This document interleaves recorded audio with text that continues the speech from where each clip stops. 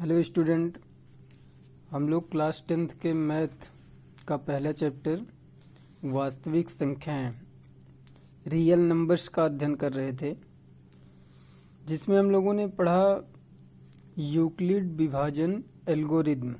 मतलब दो संख्याएं दी हुई हैं, उनका मासा ज्ञात करना है। तो हम लोग ज्ञात किए थे कल। आज हम लोगों के पास एक क्वेश्चन है, इस क्वेश्चन को सॉल्व करते हैं। 65 और 117 का मासा ज्ञात कीजिए, महत्तम समापवर्त ज्ञात कीजिए तथा इसे 65x प्लस 117y के रूप में व्यक्त कीजिए। तो हम लोग सॉल्यूशन में देखेंगे। सॉल्यूशन में सबसे पहले हम देखते हैं दोनों संख्याओं में से कौन सी संख्या बड़ी है। तो 117 इज ग्रेटर देन 65। 117 जो हमारी है वो 65 से बड़ी है। तो इसके लिए हम लोग क्या करते हैं, 117 को 65 से भाग दे देंगे। 117 को 65 से भाग देते हैं। अब देखें भाग कितना बार जाएगा, एक बार जाएगा। एक बार भाग लेकर चलेंगे तो यहाँ 65। अब देखो इसमें से घटाते हैं, 7 में से 5 जाएगा तो कितना बचेगा, 2। और यहाँ 11 में से 6 निकाल देंगे तो कितना बचेगा, 5। ठीक है। अब देखते हैं हमारा शेषफल कितना है, 52 है। शेषफल जब तक 0 नहीं हो जाता तब तक हम लोग भाग करते रहते हैं। अब हम 52 से भाग देंगे किसको, इसको पहले भाजक को, 65 को। ठीक है, 65 को भाग देंगे 52 से, 52 इकन्नम 52। अब घटा देंगे तो कितना आएगा, 5 में से 2 निकालेंगे तो 3 और 6 में से 5 निकालेंगे तो 1। अब भी हम देख रहे हैं कि हमारा जो शेषफल है वो 0 नहीं है। तो हम लोग क्या करेंगे, एक बार इसको शेषफल से भाग देंगे किसको, दूसरे भाजक को, 52 को। अब 13 चौको 52, 13 चौको 52। हमारा क्या आ गया, शेषफल कितना आ गया, 0। शेषफल हमारा 0 आ गया। अब इसे हम लोग इस प्रकार से लिखते हैं, a = BQ plus R, where R is remainder that is R हमारा शेषफल है, B भाजक है, Q भागफल है और A क्या है, A हमारा है भाज्य। आइए देखते हैं, इस 117 को 65 से भाग दिया गया है, इसका मासा ज्ञात करना है। तो मासा हम लोग किस प्रकार से ज्ञात करेंगे, देखिए 117 को हम लोग क्या लिख सकते हैं, 65 गुणे 1 भाज्य बराबर भाजक गुणे भागफल धन शेषफल। शेषफल हमारा कितना आया है, 52। अब देखते हैं फिर हमारा भाजक, इस बार भाज्य क्या बना, 65 और भाजक कौन सा बना है, 52। भागफल 1 और शेषफल इस बार कितना आया है, 13 आया है। तो 13 लिख लेते हैं। अगली बार हमारा भाजक कौन सा बना है, भाज्य क्या बना है, 52। 52 को लिखते हैं।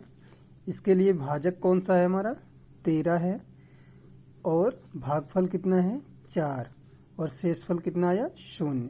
यहाँ हम लोग देखते हैं कि हमारा शेषफल कितना है, 0 है। शेषफल 0 है, इसका मतलब जो हमारा अंतिम भाजक होगा, अंतिम भाजक हमारा कितना है, 13। यही हमारा क्या होगा, मासा होगा। महत्तम समापवर्त किसका, 117 और 65 का कितना आएगा, 13। 117 और 65 का मासा हमारा कितना आएगा, 13। आइए देखते हैं बेटा, अब हमें इस मासा को, जो हमारा महत्तम समापवर्त आया है, किस रूप में लिखना है, 65x प्लस 117y। इस रूप में लिखना है तो इस रूप में लिखने का सबसे अच्छा तरीका है, जो हमारा भाजक है यहाँ अंतिम भाजक, इसको लिखेंगे अंतिम भाजक। ठीक है, अंतिम भाजक को हम क्या लिख सकते हैं, 65 माइनस 52 गुणे 1।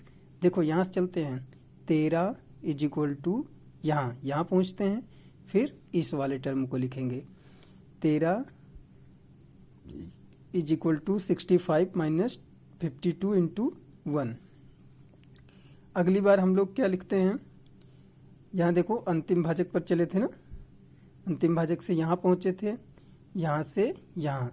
अब इस बार हम लोग यहाँ से चलेंगे, 65 को हम लोग क्या लिख सकते हैं, जैसे यहाँ 13 को 65 लिखे थे, अब 65 को हम लोग लिख सकते हैं क्या, 65।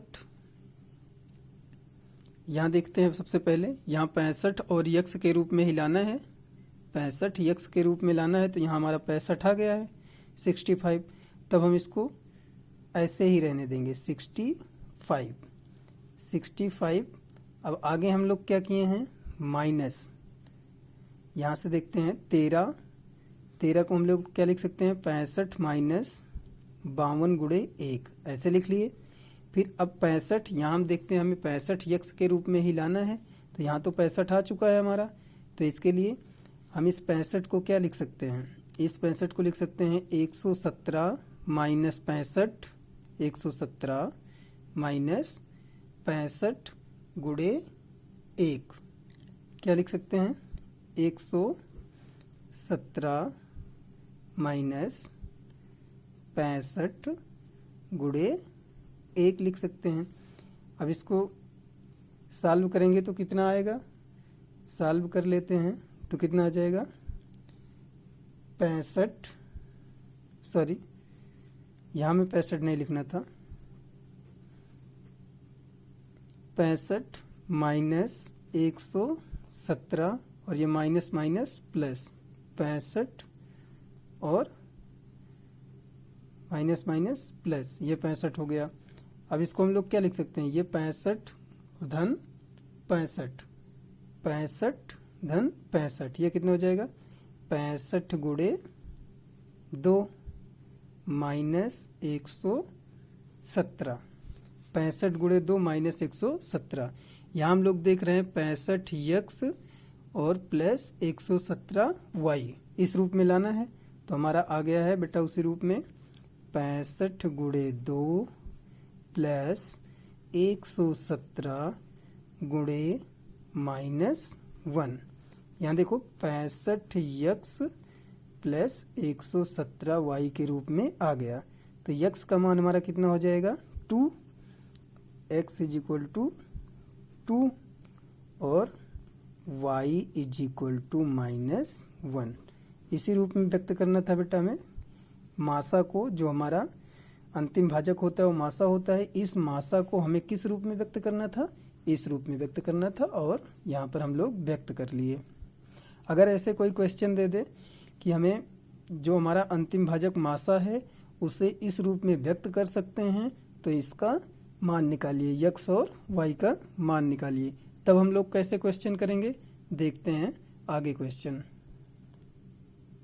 अगला क्वेश्चन हम लोग देखते हैं बेटा, 210 और 55 के महत्तम समापवर्त को 210 गुणे 5 धन 85 55 एक्स के रूप में व्यक्त किया जा सकता है, तो एक्स का मान ज्ञात कीजिए। देखिए यहाँ पर इसे जो है, इसके मासा को, इन दोनों संख्याओं के मासा को हम लोग किसके रूप में व्यक्त कर सकते हैं, इस रूप में व्यक्त किया जा सकता है। तो हमको x का मान निकालना पड़ रहा है। जैसे अभी पिछले क्वेश्चन में हम लोग देखे, जो हमारा 13 आया था वो क्या था, मासा आया था। मासा को हम लोग किस रूप में लिखे थे, एक 65x प्लस 117 y के रूप में व्यक्त कर लिए थे। यहाँ पर इस रूप में व्यक्त किया जा सकता है, यह कह रहा है कि इनके मासा को इस रूप में व्यक्त किया जा सकता है। तो सॉल्यूशन में हम लोग देखते हैं 210 इज ग्रेटर देन 55। अब हम इसको डिवाइड कर देते हैं, 210 को 55 से भाग कर देते हैं। 210 को 55 से भाग कर देते हैं तो भाग कितना बार जाएगा? 3 बार। 3 बार लेकर चलेंगे तो 3 पचे 15 5 और 3 पचे 15 1 16। घटा देंगे तो 10 में से 5 निकलेगा तो 5, यहाँ से उधार जाएगा 10, 10 में से 6 निकलेगा तो कितना बचेगा?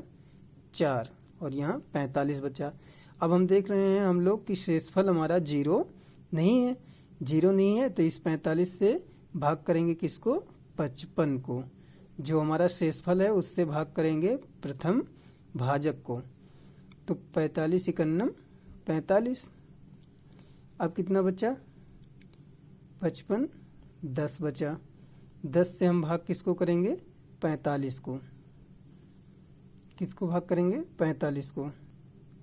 10 से भाग करेंगे 45 को तो 10 चौक 40। कितना आया? 40। यहाँ से देखते हैं शेषफल हमारा कितना आया? 5। अब भी हमारा शेषफल 0 नहीं है तो इस शेषफल से हम भाग करेंगे किसको? इस वाले भाजक को। तो 5 दूना 10, 5 दूना 10। अब हमारा शेषफल कितना आ गया? 0। तो इसे हम यूक्लिड विभाजन algorithm A BQ plus R के रूप में व्यक्त करेंगे। तो R के रूप में व्यक्त कैसे करेंगे हम? देखो 210 को हम क्या लिख सकते हैं? 55 गुणे 3 भाज्य बराबर भाजक गुणे भागफल धन शेषफल धन 45। अब देखो हमारा जो भाजक है इस बार जो हमारा भाजक था इस बार हमारा भाज्य का काम कर रहा है। तो 55 को हम लोग लिख सकते हैं क्या? 45, ये 45 गुणे 1 धन 10 शेषफल। अब देखते हैं ये हमारा 45 यहाँ किसका काम कर रहा था? भाज्य का। लेकिन अब अगली बार यहाँ 55 को हम लोग लिखे 45 गुणे 1, 45 गुणे 1 धन शेषफल। अब जो हमारा यहाँ भाजक था इस बार भाज्य का रूप काम कर रहा है। तो 45 बराबर भाजक कितना है? 10, भागफल कितना है? 4, शेषफल कितना आया? 5। शेषफल कितना आया? 5। इस बार हम जो हमारा ये भाजक है ये भाजक है तो 10 को हम लोग क्या लिखेंगे? 10 भाजक है, भाजक भाज्य है तो भाज्य बराबर भाजक गुणे भागफल। भाजक कितना है? 5 है, भागफल कितना है? 2 है, शेषफल कितना है? 0 है। इस रूप में हम लोग लिख लिए। अब देखते हैं बेटा जो हमारा मासा होगा अंतिम भाजक होगा। ये हमारा क्या है? अंतिम भाजक। तो लिखेंगे मासा किसका? 210 और 210 का और किसका निकालना था? 55 का। 55 का कितना आया? 5 आया। अब बेटा ये कह रहा है इसके मासा को, किसके मासा को? 210 और 55 के मासा को इस रूप में व्यक्त किया जा सकता है। तो यक्ष का मान ज्ञात कीजिए। अब मासा को इस रूप में व्यक्त किया जा सकता है, किस रूप में? अब 210 गुणे 5 धन 55 यक्ष इस रूप में व्यक्त किया जा सकता है। और किसको व्यक्त किया जा सकता है? 5 को। इसलिए इसके बराबर दिखाते हैं। तो 55x is equal to 5 minus 5 शून्यम 0 और 5 इकन्नम 5 और 5 दूना 10। कितना आएगा? 1050। अब 1050 को हम 55x इज इक्वल टू कितना आएगा? माइनस 1045। तो x इज इक्वल टू कितना हो जाएगा? माइनस 1045 बटे 55। अब इसको हम लोग 55 से डिवाइड कर दें। डिवाइड करके देख लेते हैं। 1045 को 55 से 2 अंक में भाग जाएगा नहीं। 3 अंक लेते हैं तब भी एक से ज़्यादा बार नहीं जाएगा। तो 55 इकन्नम 55 घटा देते हैं, 14 में से 5 गए 9, 9 5 14। यहाँ बचा कितना, यहाँ से उधार गया था, यहाँ बचा 9, 9 में से 5 गए 4, 49 बचा। 49 अब हम यहाँ 5 उतार लेंगे। उसके बाद कितनी बार भाग लेकर चलें, अगर 9 बार भाग लेकर चलें तो 9 पचे 45, 9 बार लेकर चलते हैं। 9 पचे 45 के 5, 9 पचे 45 4 49, ये घट गया 0 बचा। इसका मतलब इससे ये कैंसिल होगा तो कितना आएगा 19। तो x is equal to value कितना आई -19। यही हमें निकालना था बेटा। समझ में आया बच्चों? नहीं समझ में आता है तो आप लोग कमेंट करके बताएं, या समझ में आता है फिर भी कमेंट करके बताएं। हम आगे ऐसे वीडियो बनाते रहेंगे और यूट्यूब पर डालते रहेंगे, आप लोग यहाँ से पढ़ते रहिए। धन्यवाद।